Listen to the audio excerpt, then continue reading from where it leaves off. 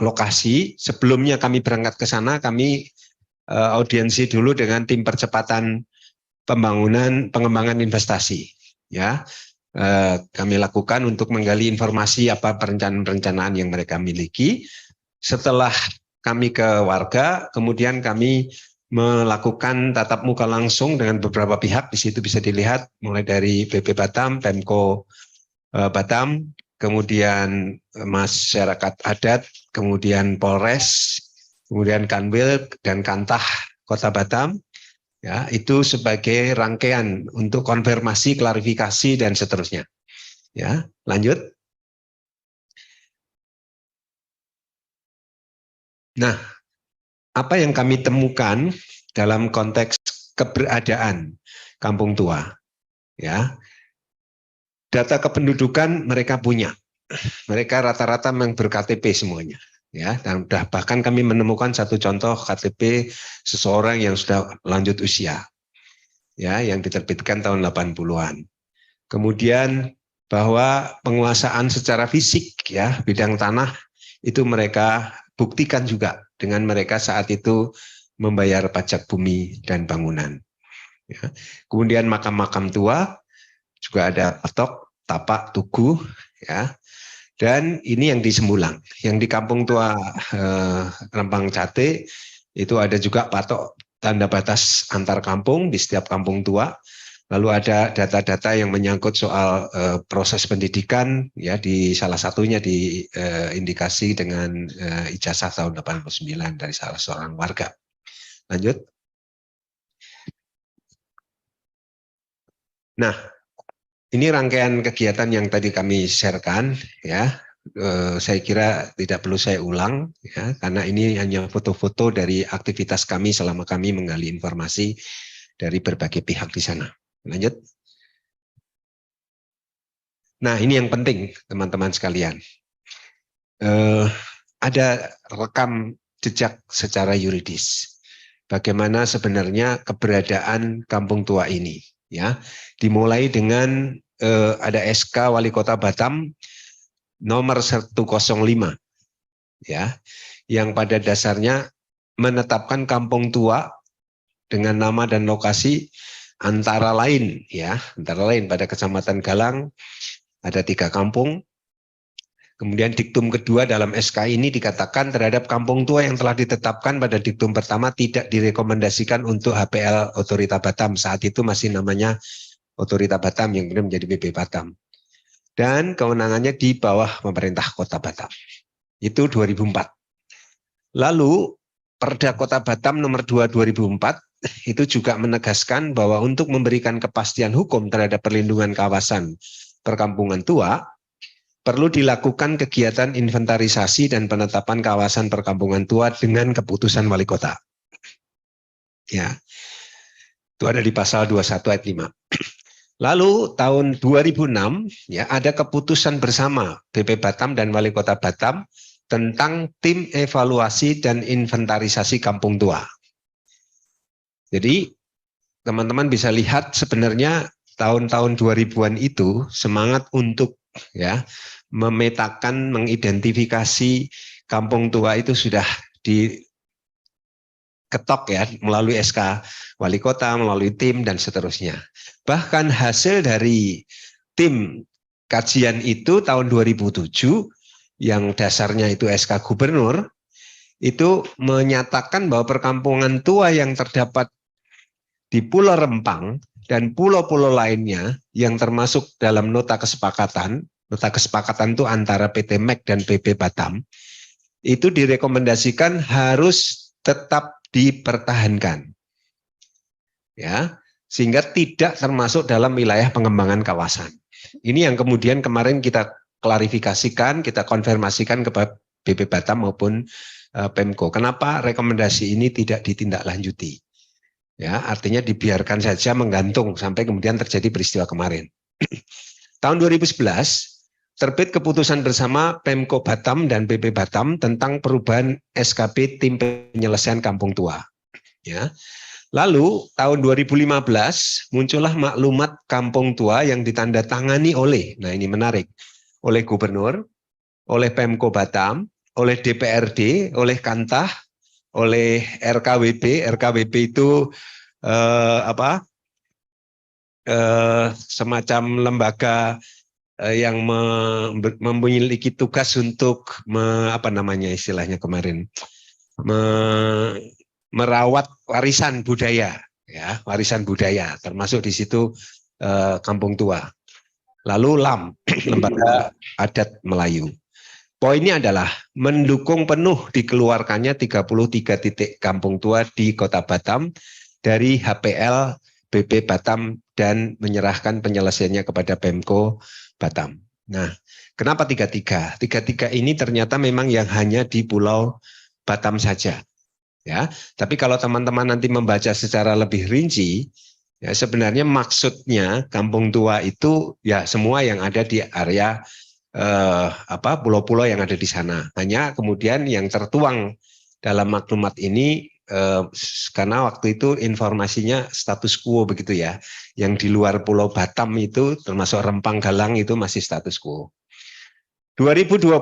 Nah, ini menarik. Ada SK Wali Kota ya tentang tim teknis penyelesaian legalitas Kampung Tua Kota Batam.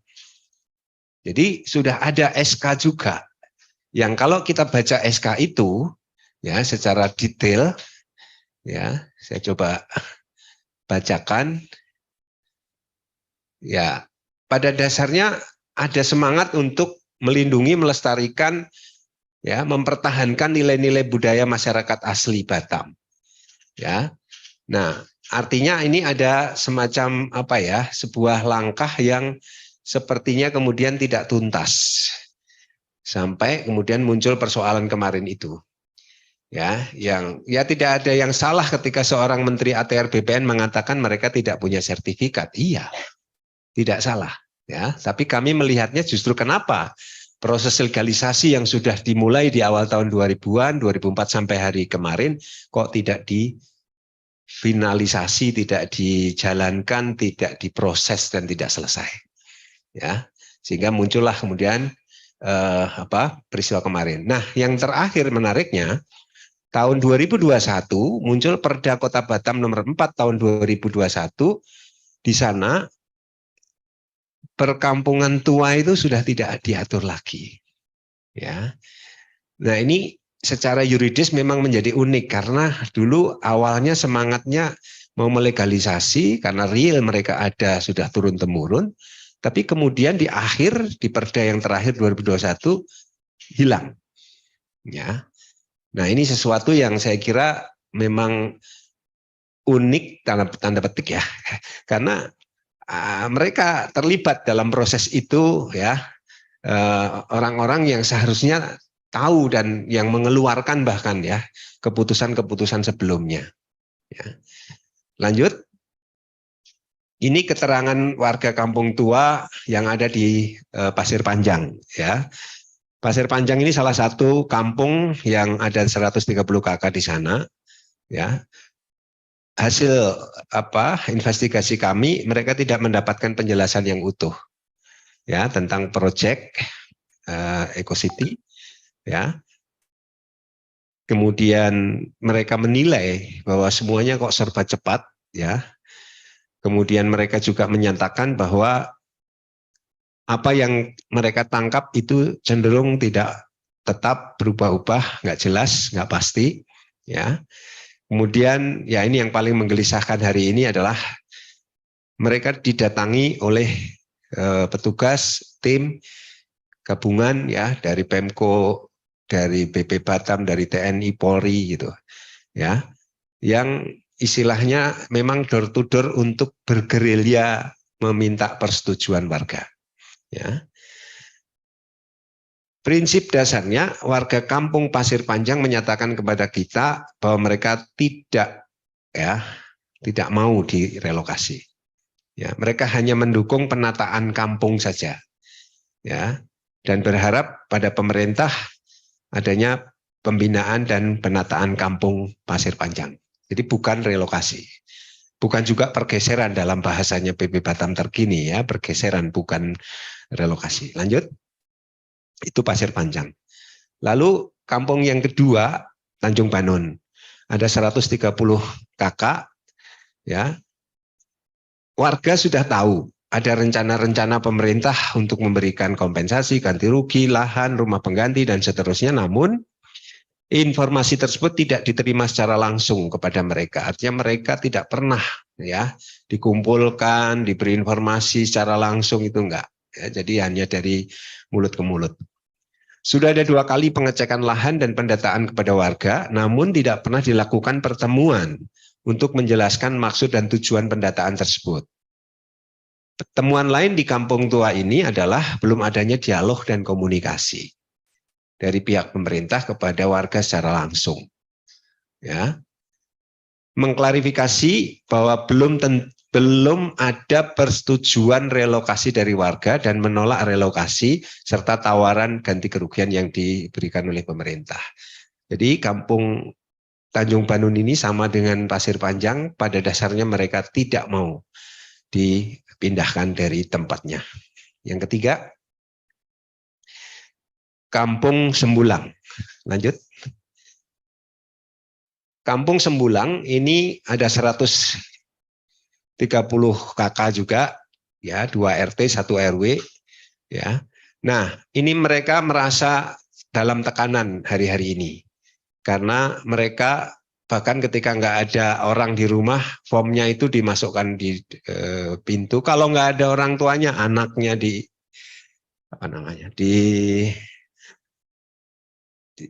dipaksa mewakili orang tuanya lah gitu untuk mengisi form dan tanda tangan gitu. Nah, pada saat Pak Menteri Bahlil datang, ya, warga berharap bisa bertemu langsung, tapi ternyata hanya ada perwakilan warga, itu pun yang setuju. Dan itu jumlahnya juga sangat sedikit. Ya, mereka menyatakan ketika mereka mau menyatakan pendapatnya dan seterusnya, Pak Menterinya sudah pergi, ya, tidak ada kesempatan dialog. Di lapangan terdapat upaya-upaya yang mengarah pada penekanan agar warga menyetujui relokasi, ya. Itu poin berikutnya. Lalu pasca peristiwa demonstrasi yang terjadi tanggal 7 dan tanggal 11 di Pulau Rempang, ya, warga Sembulang khususnya itu mengalami kesulitan untuk mendapatkan pasokan pangan dari distributor. Ini menarik karena mereka rata-rata ada yang berjualan juga, punya warung-warung gitu, tapi ada ketakutan distributor untuk mensuplai barang karena status, ya, tempat itu yang sudah dideklar oleh pemerintah itu akan dikosongkan, sehingga ada kekhawatiran tidak terbayar lah gitu kira-kira. Ya, kalau dalam sistem perdagangan distribusi barang pasti ada yang namanya pembayaran kemudian dan seterusnya itu. Jadi itu berpengaruh pada supply, ya, dari distributor. Tentu mengganggu mereka, ya, karena ketersediaan bahan-bahan pangan pokok mereka pun kemudian menipis. Ya, mereka hanya mengkonsumsi apa yang masih ada. Berharap keluarga yang ditahan, karena ini ada yang dari warga Sembulang, itu juga dibebaskan, mereka sampaikan kepada kami, nanti akan kami sampaikan di belakang. Dan memang saat ini mereka, para bapaknya itu cenderung khawatir melaut karena takut kalau lama di laut pulang sudah digusur dan seterusnya. Ya, itu tentu mempengaruhi pendapatan mereka. Ya, lanjut. Nah, apa yang kami dapat dari pertemuan dengan BP Batam dan pemerintah Kota Batam? Teman-teman semua tahu bahwa Wali Kota Batam itu ex officio Kepala BP Batam. Ya, ini sesuatu yang kemudian dalam kacamata kami juga menarik karena kapan dia berperan sebagai kepala daerah yang bekerja untuk warganya, kapan dia bekerja sebagai kepala BP Batam yang bekerja untuk, tanda petik ya, mengelola bisnis lah gitu kira-kira. Ya. Nah, mereka menyatakan bahwa memang sudah ada perubahan. Tadinya relokasi ke kampung di Dapur 3 di Pulau Galang sudah bergeser tetap di Rempang, ya, khususnya nanti di Tanjung Banun. Ya. Hak warga yang terdampak ini sudah dinyatakan juga oleh BP Batam melalui berbagai media bahwa mereka sudah menyediakan kafling sekian ratus meter rumah nilainya sekian juta, ya, kemudian tambahan kompensasi, ya, bagi mereka yang nilainya lebih dari yang anggarkan. Kemudian juga ada tambahan kompensasi atas nilai-nilai tanaman, tumbuhan, bangunan. Ya.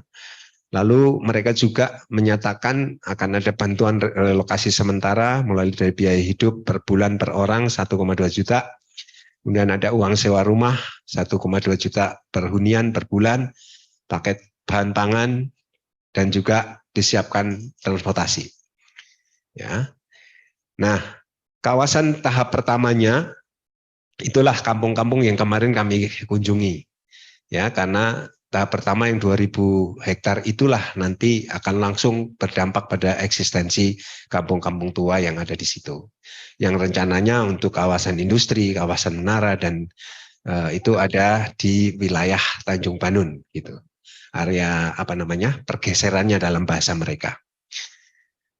Nah, saat ini ada beberapa posko di lokasi ya yang didirikan oleh BP Batam, oleh aparat, oleh berbagai pihak dari pemerintah untuk menerima pendaftaran warga. Selain mereka juga mengirim tim door to door ya untuk meminta persetujuan relokasi warga. Lanjut. Nah, ini hasil apa namanya? Pemetaan ya. Lahan dan program yang ada di Pulau Rempang. Teman-teman bisa melihat bahwa keseluruhan ya, bukan keseluruhan, sebagian besar ya Pulau Rempang ini memang kalau lihat warnanya itu hutan ya, yang ungu ya, hutan produksi yang dapat dikonversi karena ada macam-macam jenis, ada hutan produksi yang dapat dikonversi. Nah, yang putih-putih itulah APL yang sekarang ini sedang dimohonkan oleh BP Batam untuk mendapatkan HPL, hak pengelolaan. Nah, yang putih-putih itulah eksistensi kampung-kampung tua. Ya. Selebihnya hutan lindung. Juga ada kawasan suaka alam, taman buru, dan lain-lain. Jadi, apa temuan kami setelah kami konfirmasi ke beberapa pihak terkait tadi? Pertama, sertifikat HPL atas nama BP Batam itu belum diterbitkan. Ya, karena apa? Karena belum clear and clean. Badan Pertanahan akan mengeluarkan sertifikat kalau area itu sudah tidak ada penghuni lagi. Itulah kenapa ya mereka sepertinya kemudian tergesa-gesa untuk mendesak warga di kampung-kampung tua itu keluar dari area itu. Sebab kenapa? Kalau kita lihat tanggal keputusan pemberian hak pengelolaan untuk lahan APL itu telah terbit dari Menteri ATR BPN tanggal 31 Maret. Ya. Ini tanggalnya, tahunnya salah ya. Maaf itu, tahunnya bukan 2021 tapi 2023. Dua-duanya ya. Jadi 31 Maret itu keluar ya SK pemberian HPL. Ya. Nah, SK ini punya batas waktu berlakunya, yaitu akan berakhir 30 September tahun ini juga, 2023. Meskipun dapat diperpanjang ya dengan persetujuan menteri. Nah, kalau dalam jangka waktu ini nggak terbit, ya memang kemudian gugur. Kalau dia nggak mengajukan perpanjangan. Ya. Artinya sertifikat HPL tidak akan pernah terbit. Ya. Ini yang pertama. Yang kedua, program Rempang Eco City memang termasuk PSN. Kita semua tahu. Ya. Dan ini dasar hukumnya baru juga keluar tahun ini dengan Permenko ya, bidang perekonomian nomor 7 tahun 2023. Ini kok tahunnya jadi salah semua nih. Ya. Yang ketiga, ya, benar ya, 2023 kan. Terdapat warga yang memang tetap menolak relokasi, ya, yang dilakukan oleh BP Batam. Pada dasarnya tadi beberapa kampung yang kami survei, warga merasa mereka ini sudah turun-temurun, generasi ke generasi di sana. Bahkan ada yang sampai 6-7 generasi sudah di situ.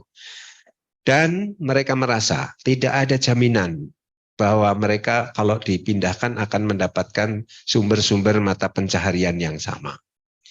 Ya, pemerintah belum melakukan sosialisasi secara masif kepada mereka dan menyampaikan informasi secara menyeluruh apa yang direncanakan dan apa yang akan terjadi kemudian. Yang keempat, warga menilai belum ada kepastian, baru janji-janji. Ya, memang secara objektif kita tahu bahwa tempat-tempat untuk memindahkan mereka juga belum siap. Gitu. Keempat, belum ada dasar hukum terkait dengan anggaran, ya, anggaran pemberian kompensasi dan program-program yang dijanjikan itu. Ya, berdasarkan keterangan dari BP Batam terkait dengan pemberian kompensasi berupa rumah pengganti, uang tunggu, hunian sementara, ya, itu kan tidak serta-merta uangnya ada. Ya, mesti harus ada dasar hukumnya juga. Nah, ini yang kami dengar terakhir dalam perjumpaan dengan BP Batam.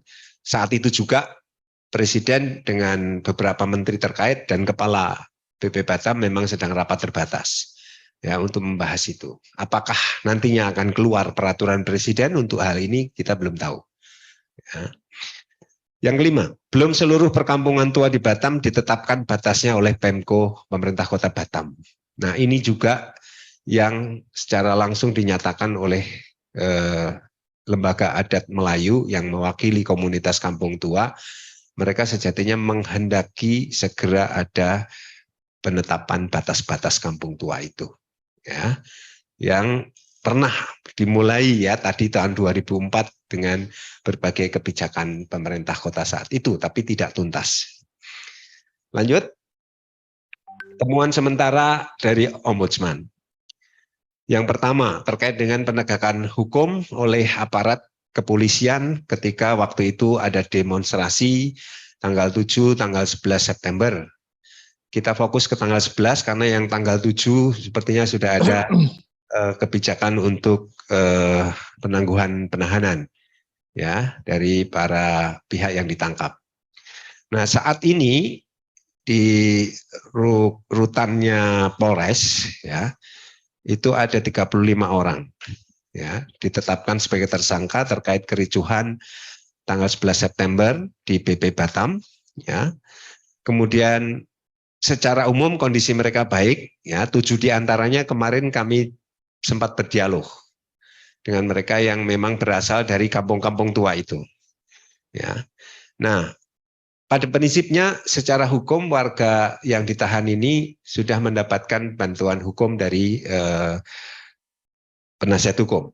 Ya. Ada komunitas pemberian bantuan hukum yang tergabung atau koalisi ya, beberapa lembaga. Kemudian yang ketiga, memang ada keluhan-keluhan warga terkait dengan perilaku aparat.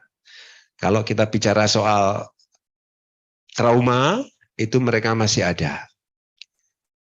Kehadiran aparat berseragam itu masih membuat mereka takut.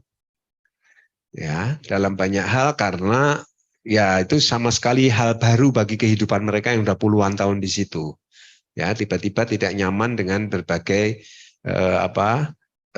kejadian yang berkaitan dengan kehadiran aparat di situ. Apalagi kalau kemudian mereka bersenjata dan seterusnya. Nah, maka tuntutan mereka ya ini harusnya jangan lagi ada ya ke warga-warga itu. Lanjut. Apa saran korektif kami untuk saat ini ya? Karena kami lagi berproses terus ini ya untuk sampai nanti pada final. Pertama, Ombudsman meminta pemerintah Kota Batam dan BP Batam beserta jajaran dan seluruh instansi terkait lain untuk mengedepankan melakukan dialog musyawarah dengan masyarakat secara langsung, tokoh-tokoh adat secara persuasif dan tidak mengedepankan atau menggunakan pendekatan kekuasaan yang disimbolkan dengan tadi seragam aparat. Karena itu akan sangat berpengaruh pada situasi psikologis warga di sana. 2, pemerintah Kota Batam terlibat aktif memulihkan stabilitas ekonomi warga dengan menjamin adanya pasokan kebutuhan dasar pangan khususnya ke warung-warung milik warga.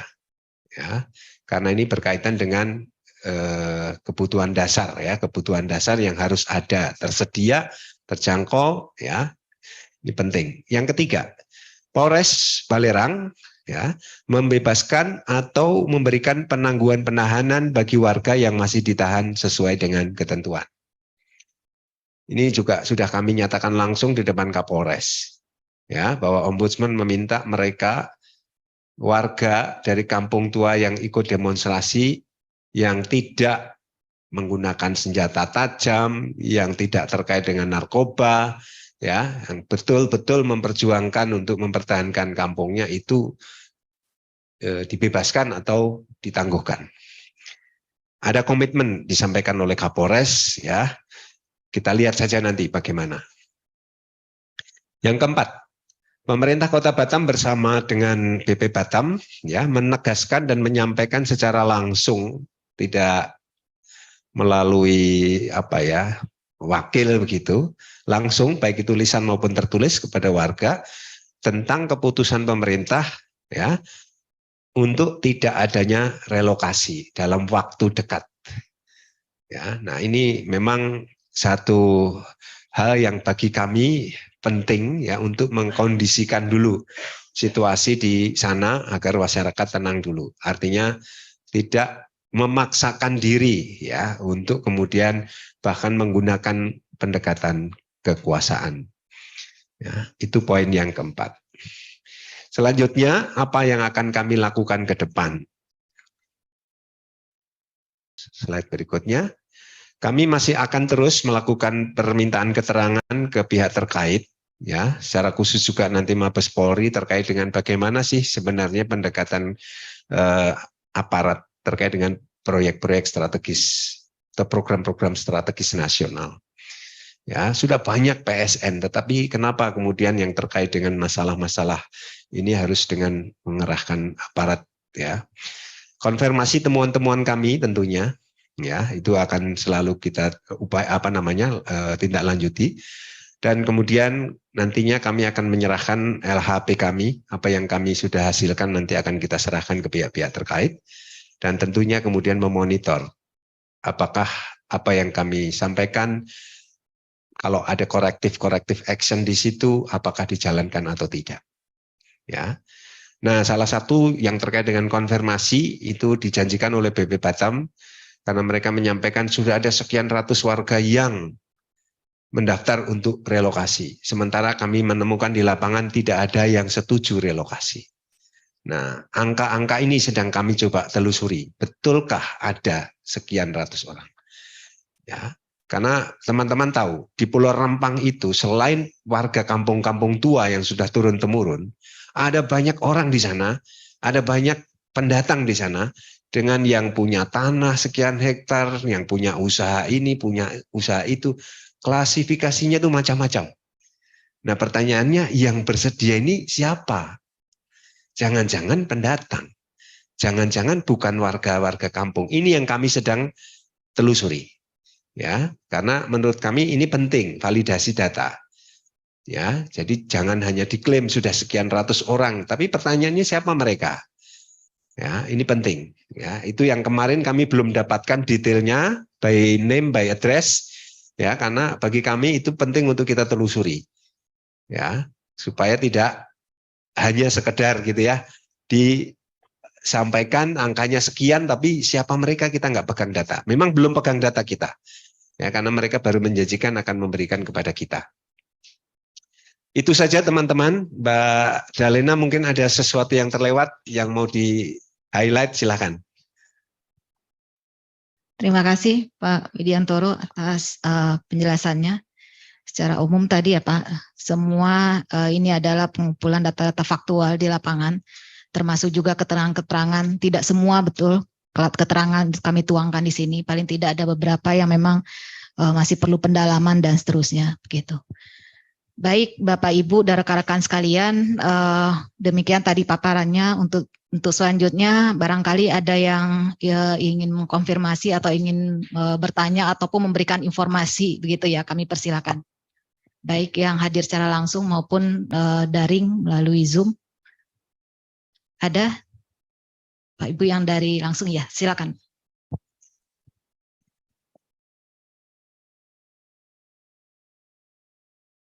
Siang Pak, saya Niam dari kompas.com. Mau menanyakan terkait beberapa waktu lalu ada informasi dari teman-teman Kontras kayak gitu bahwa di Rempang itu ada pos-pos penjagaan gitu kan, pos-pos pengamanan, dan informasinya waktu itu ada nyampe 7. Nah, keberadaan mereka kan aparat-aparat di situ membuat takut kayak gitu ya. Pertanyaan saya, apakah tindakan membangun pos-pos pengamanan seperti itu ada dugaan atau ada potensi pelanggaran lah, malprosedur, maladministrasi kayak gitu, mengingat kan kayak belum ada aset juga ya di sana yang pasti kayak gitu. Kalau setahu saya dulu di Jogja pas pembangunan Bandara Kulon Progo itu kan emang kawasan Sultan Ground dan sebagainya. Kalau ada pos pengamanan ya agak masuk akal karena udah dipagar juga gitu.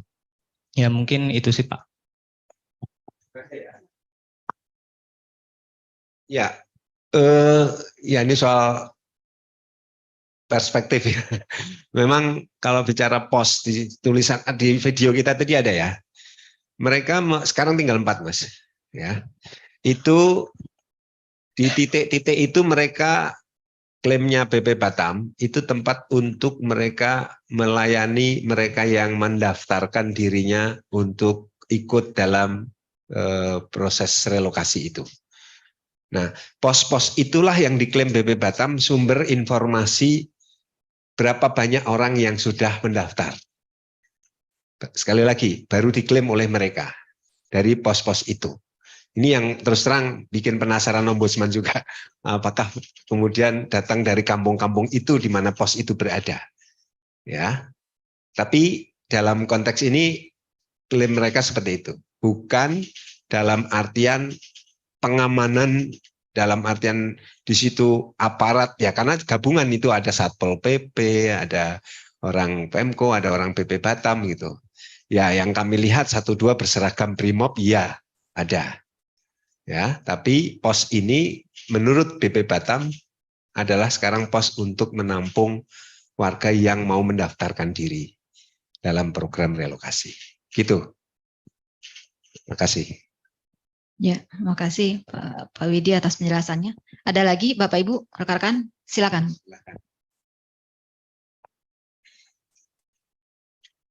Selamat siang Pak. Ya, selamat siang. Saya Fariza dari Kumparan. Izin konfirmasi, kan tadi Bapak jelaskan soal dampak-dampak ekonomi yang langsung dirasakan oleh warga kampung Sembulang ya, seperti pengurangan pendapatan karena takut melaut dan juga ada bahan pokok yang menipis. Itu apakah dirasakan juga oleh kampung lain ya, kampung tua lain seperti di Pasir Panjang sama Tanjung Banun? Ya, memang yang menyatakan secara langsung yang dari Sembulang. Ya, dua desa atau kampung lain itu tidak secara eksplisit menyampaikan itu.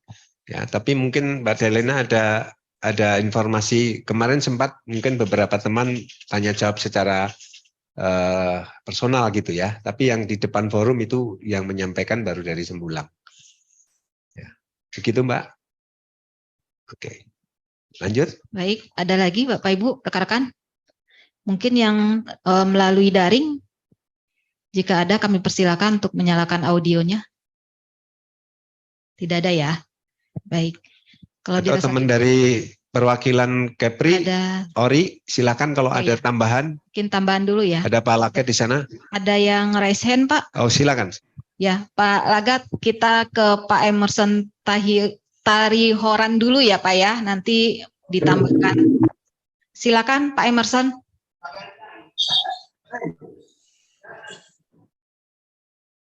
Ya, selamat siang. Pak, sorry saya baru gabung. Selamat siang Pak. Saya Batu. Terima kasih.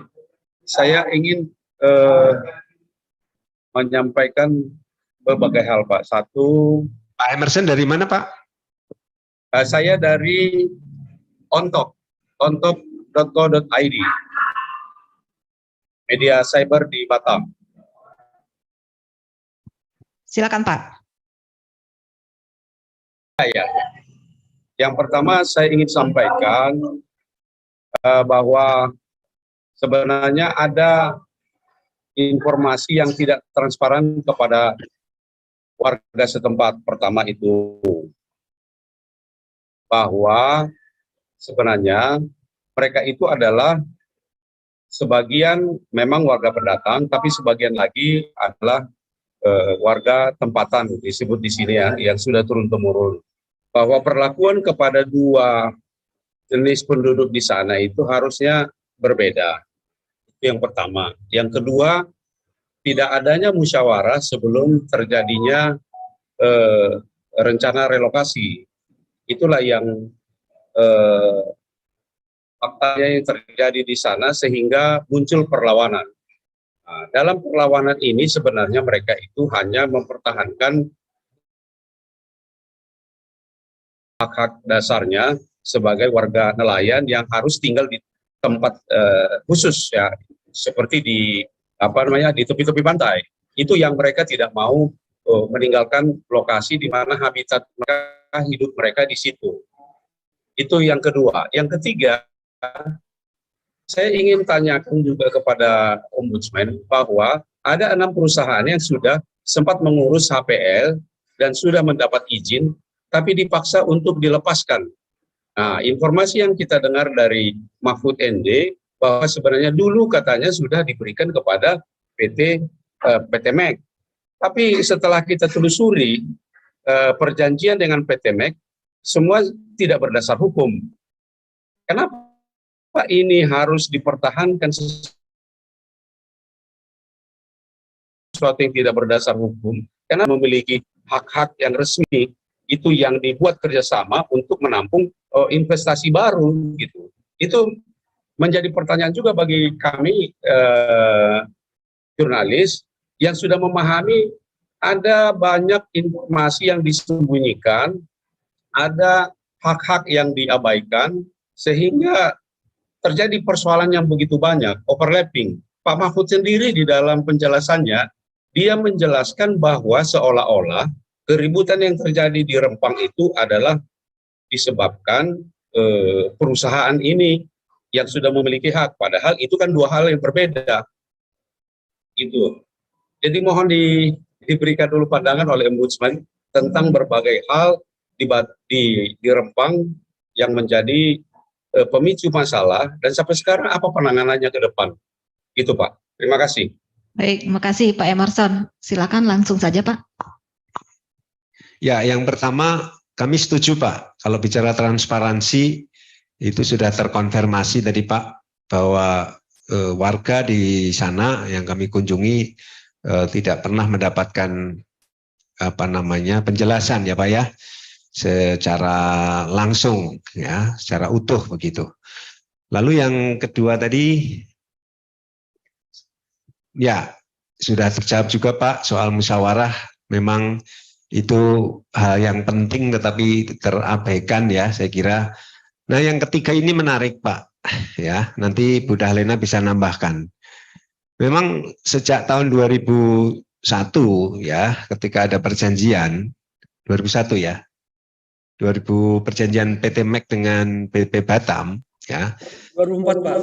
2004 maaf ya, 2004 itu ada tadi Pak, ada kajian-kajian yang dibuat ya, ada SK-SK yang dikeluarkan oleh pemerintah Ya. Kota Batam ya. Tapi di sisi lain Pak, ini bicara kampung tua ya Pak ya. Di sisi lain, nah kenapa kemudian banyak pihak yang tanda petik seperti mendapatkan izin untuk gitu Pak ya, mengelola, mengusahakan area yang ada di sana ya. Dalam artian ini kesannya kemudian BP Batam seperti membiarkan begitu, munculnya banyak usaha di sana. Ya, ini yang perlu kita telusuri Pak. Ya, apa yang kemudian menjadi motivasi ya untuk pemberian katakanlah izin usaha ya atau semacamnya kepada pihak-pihak ketiga di tempat di mana sebenarnya itu sudah terikat dengan perjanjian antara BP Batam dengan PT MEG. Nah, terkait dengan treatment, saya setuju kalau memang harusnya berbeda. Mereka yang ada di sana sebagai entah itu pengusaha, entah itu siapapun yang kemudian mengelola lahan-lahan di Rempang dengan warga tempatan tadi, kampung tua. Ya, memang harus berbeda. Makanya Pak, rekomendasi kajian 2007 sudah jelas-jelas menyatakan untuk mengeluarkan ya kampung tua dari area yang diperjanjikan antara PT MEG dengan BP Batam. Ya, cuman masalahnya kenapa kemudian itu tidak ditindaklanjuti? Ya, nah sampai hari ini mungkin PT MEG merasa masih punya posisi tawar menguasai seluruh area itu, gitu. Ya, termasuk kampung tua, gitu. Itu pandangan kami, Pak Emerson. Terima kasih, Pak. Ya, baik. Terima kasih Pak Widiantoro. Terima kasih. Ya, terima kasih Pak Emerson. Pak Lagat, Kepala Ombudsman RI Perwakilan Kepri, kami persilakan Pak jika ada yang ditambahkan. Baik, terima kasih Pak Widi, Pak Budalena. Barangkali beberapa hal saja. Yang pertama, bahwa hasil investigasi kita juga menemukan sejumlah unsur atau kriteria pendukung kampung tua. Di antaranya adalah patok yang telah dibuat Pemko Batam sekitar tahun 2004 di setiap kampung tua tersebut. Juga ada makam tua, pohon tua, dan dokumen-dokumen tua pendukung. Kemudian dari kegiatan sosialisasi yang dilaksanakan oleh BP Batam maupun oleh Pemko Batam, memang ada yang dilibatkan masyarakat, tetapi pengakuan dari masyarakat minim sekali mereka langsung dihadirkan. Jadi pertanyaan kita adalah kemungkinan besar yang hadir dalam sosialisasi itu bukan semuanya asli dari kampung tua yang ada. Kemudian terkait dengan di Sembulang, mereka juga mengeluhkan adanya terdampak ketersediaan pangan karena memang situasinya tidak memungkinkan pemasok agen-agen pangan tersebut, jadi agak tidak berani memasukkan pangan ke sana. Kemudian tadi Pak izin Pak Widi bahwa termasuk di Tanjung Banun sebenarnya menyampaikan juga kepada kita, mereka jadi tidak berani melaut ya karena para tim yang didampingi oleh aparat itu juga sering datang ke rumah mereka sehingga takut meninggalkan rumah mereka dalam keadaan kosong atau hanya anak mereka saja. Demikian juga di Pasir Panjang karena mereka petani kebanyakan, ini juga jadi was-was sehingga membuat pos mereka di sana karena takut datang tim penggusur. Lalu yang terakhir barangkali terkait dengan soal data yang mau direlokasi, perlu juga memang kejujuran dari BP Batam terkait dengan data-data itu sebenarnya berapa orang yang sudah bersedia mau direlokasi, karena satu sisi ada informasi di media massa menyatakan sudah ratusan. Faktanya kemudian tersebar hanya 3 kakak yang kemudian telah direlokasi. Nah, Ombudsman tentunya juga akan memvalidasi data-data ini nanti, sebenarnya data yang mana yang benar seperti itu. Barangkali itu Pak Widi dan Bu Dalena kami sampaikan menambahkan dari apa sampai tadi. Terima kasih. Kami kembalikan kepada Bu Dalena. Baik, cukup Bapak? Ya, baik Bapak Ibu, seperti tadi disampaikan, ini adalah hasil sementara yang dilakukan oleh Ombudsman. Ada banyak informasi, ada banyak keterangan, ada banyak pihak yang barangkali mungkin akan kami mintai keterangan, akan kami telusuri lebih jauh. Tapi paling tidak, Ombudsman mengeluarkan paling tidak ada 4 hal dan dalam jangka pendek dan mendesak yang perlu ditindaklanjuti.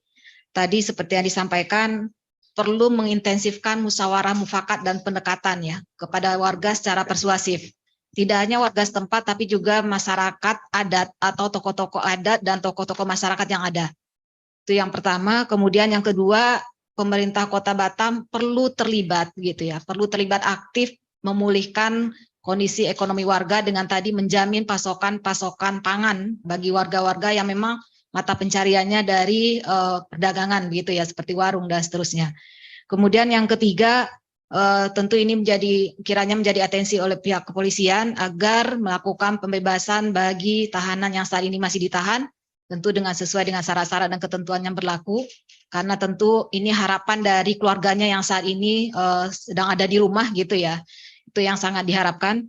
Kemudian tentu yang terakhir yang juga kami kedepankan adalah agar ada kepastian bagi warga sebetulnya tanggal 28, tanggal 30 atau tanggal berapa sebetulnya relokasi ini gitu. Karena ini juga menimbulkan informasi yang beragam di lapangan. Kami sampaikan, kami terima dari warga secara langsung, ada yang merasa jangan-jangan besok sudah direlokasi dan seterusnya. Kami mendorong agar pemerintah Kota Batam, BP Batam, menyampaikan baik secara langsung ataupun secara tertulis kepada warga sehingga ada satu informasi yang sama begitu diperoleh warga. Karena kita dengar pemerintah sudah menyatakan bukan tanggal 28 begitu ya. Tapi itu baru kita dengar di media. Mudah-mudahan warga juga mengikuti gitu ya. Tapi rasanya tidak cukup kalau hanya itu, sehingga dengan informasi yang beragam di lapangan perlu adanya penjelasan baik lisan, tertulis, dan konkret bagi masyarakat sehingga dapat informasi yang sama. Lebih kurang itu Bapak Ibu, sekali lagi ini belum temuan akhir, sehingga jika ada informasi yang perlu kami dalami, yang perlu menjadi input bagi Ombudsman, kami sangat terbuka dan tentu saja kami akan mendalami dan mengkonfirmasi ke pihak-pihak terkait. Itu saja dari kami Bapak Ibu, mohon maaf atas segala kekurangan, kita akhiri. Assalamualaikum warahmatullahi wabarakatuh. Selamat siang. Terima kasih